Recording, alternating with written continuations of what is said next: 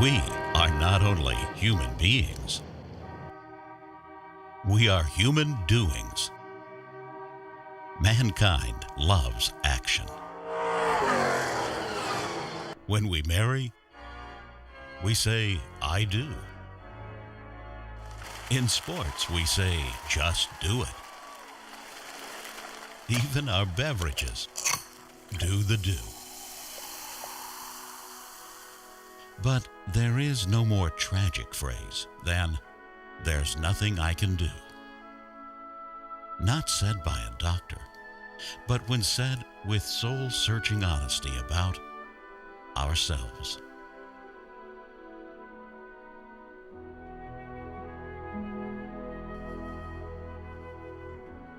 It is not right that human beings crawl on the ground all their lives.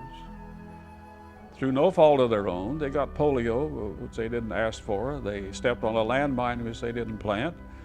They were in an accident, but they didn't cause. These people who can't walk have no future. They have no life. They're scorned by society. If they go out, they're spit upon, they're kicked, and they just don't have a life. I was a missionary in Africa 33 years. The last 10 years in the Congo, we counted over 5,000 people around us couldn't walk, and they were all out in the dirt where a wheelchair couldn't go. And we thought, the least of these that Jesus talked about, we ought to be doing something about that. He said, Mel, there's one more thing we need. I hate to ask, but there's one more thing we need. See, war was going on in Zaire. It was a terrible mess.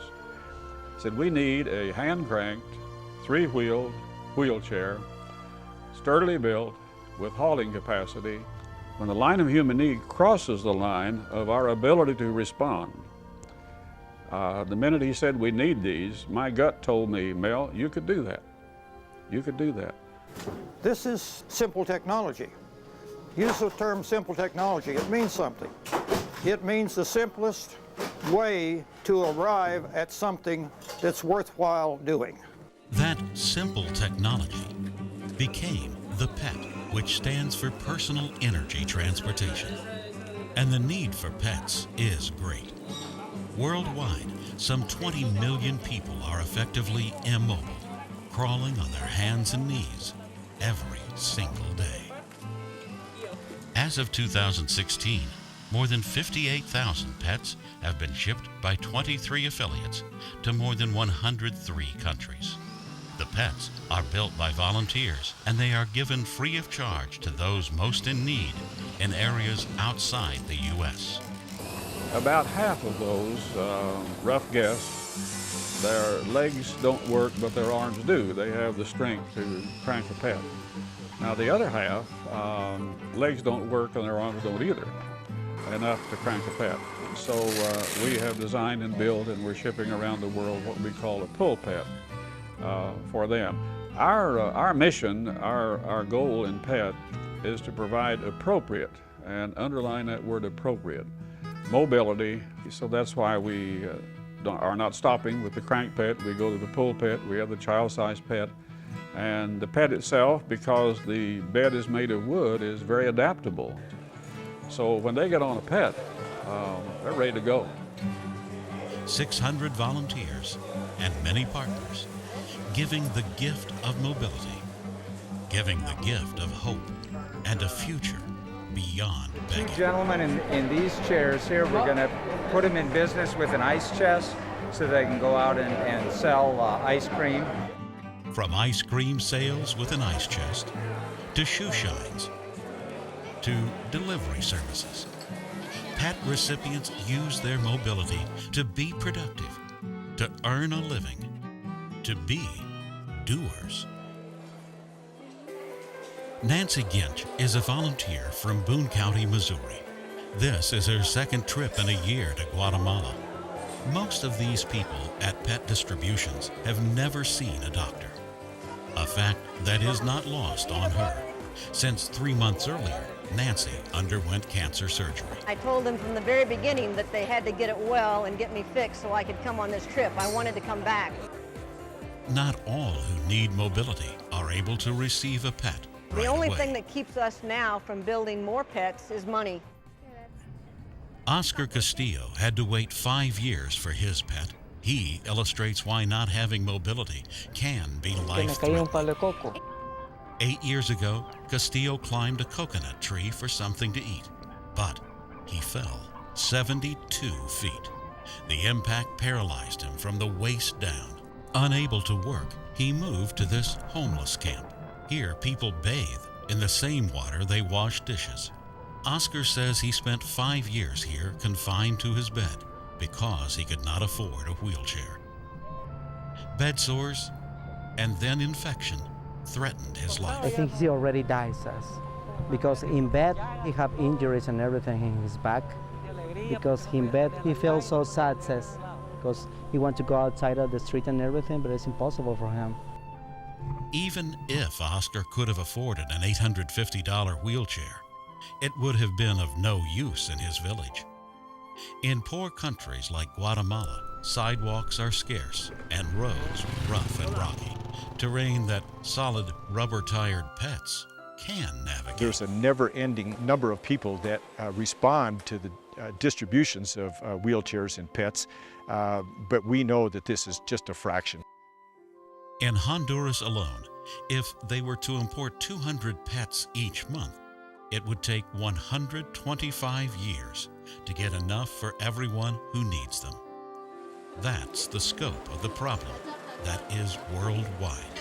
Until I left the borders of the United States, I had no idea how difficult it was in the developing world for those who are in this type of situation. But in these countries, in Honduras and Guatemala, Central America, Africa, and all over the world, there's a great need, and certainly for a small investment, you can make a huge difference in the life of an individual and then ultimately their family and all those around them. An example from the other side of the world is Sovetbek Ordakov. Doctors determined because of collapsing veins that both of his legs would need to be amputated. Afterwards, he did not have enough money to buy a wheelchair. Only recently was he able to lease one, and its tires were in poor condition. This pet vehicle makes it possible for Sovet to work around the house, in the garden, and care for his family. It is easier to ride on the pet wheelchair than on an ordinary wheelchair. Also, this is like an exercise for my arms. Through it, my upper body will be trained physically. Sovet and his family are grateful for his pet. Thank you to all the people who had invented such wheelchair. May God give them good health and good life. Also, I wish to say a word to people with problems like myself. Don't lose courage. Hope for a better future. Try to move forward, and everything will work out well. Getting an accurate count of those who need pets is difficult, especially with children. Many times they are hidden away in shame. We work in community-based rehabilitation projects. So we go to the community, we talk with the community, and we try to find the children with disabilities. If we see them, normally they are in their bed. They are just put away. Many times they are still hidden. That's another kind of mobility problem, let's say, because in the mentality of the people, it's a curse or it's a punishment of God to have a disability. A world away in the Sudan, the story is similar. 9 pet carts were delivered by barge, and little Taban is now able to get around the village. It's just an amazing thing. From being stuck inside a hut, 24/7, he now can bike over to the church, he can bike to the village market, he can bike to school. Well, I think because of my disability and being a wheelchair user, it also shows those individuals what they can do and that they are important.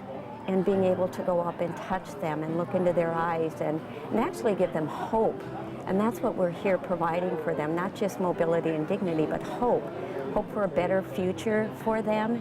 Again, my perspective of having worked in Vietnam for a while, lived in Malawi, Africa for 2 years with Peace Corps, seen a lot of folks who are disabled, who didn't have the benefit of a pet. And so I have a pretty good feel for how that's impacting their lives. And again, I think there are very few things that we do medically in the third world that are as immediate. You've been crawling on the ground all these years and being carried and drugged and no way to get around. And suddenly somebody brings you a pet, sits you on it, and you go. You know, man, think about that. That's life-changing. They all bless you, you know. I mean, this is probably the most important day in a lot of these people's lives. And they just, you know, they can't thank you enough. And it's just really humbling to be on the end of that because we have so much. See, if we have the ability to respond, then we have responsibility. Do all the good you can, to all the people you can, wherever you find them, whenever you can, with whatever you have, as long as you live. Values are very important at PET. Values are very important, and that's why we're here. Independence, ability to do. That is the essence of human dignity. From I can do nothing to let me do it. From I don't know what I can do to help to here's what I can do. Those are the definitions of both dignity and compassion. PET answers both those questions. So now, here's what you can do.